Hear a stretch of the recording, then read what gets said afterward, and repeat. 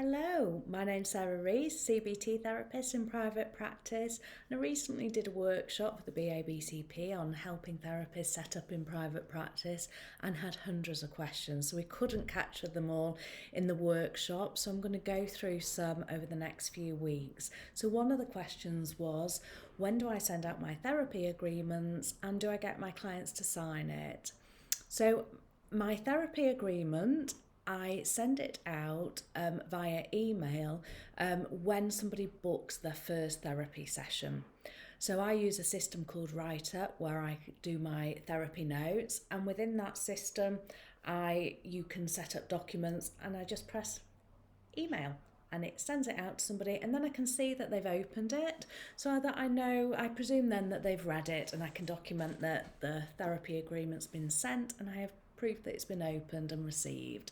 I then talk about it within the first therapy session. So I'd always want somebody to be the therapy agreement, the purpose of it is to set out the terms and the conditions of the therapy environment and what they're entering into. So you really, in my view, I want people to be aware of that before they come to their first session. That's just important to me. But I know that some people go through a therapy agreement in detail in the first therapy session, but I just feel that we can go through it quite briefly, but people in their own time can kind of read it before.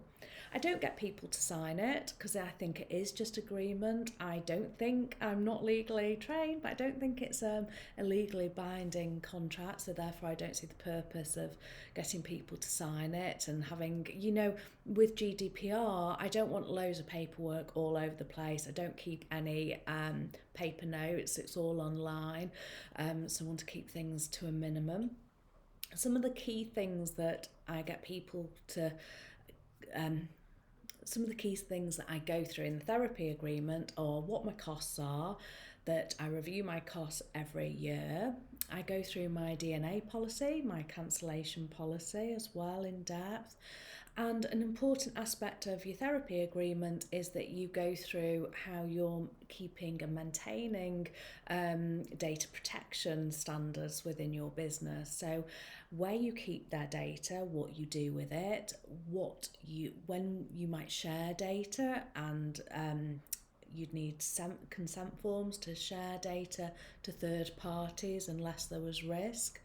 In which case, if there's risk, that kind of trumps everything, and you have to let third parties know at times without consent. How people could access their data if they wanted to look at their data, if they wanted to make a complaint, what they would need to do, if they wanted to end sessions, how they end sessions. I go through the best ways to contact me. So I think that, and confidentiality as well, I go through that in my therapy agreement. So there's lots of things to be covered in a therapy agreement. I've written a blog post and I'll pop it in the links below, and if you don't want to write your own, we have a template, you can download it and purchase it, and there's a link within the blog. But I hope you found that helpful.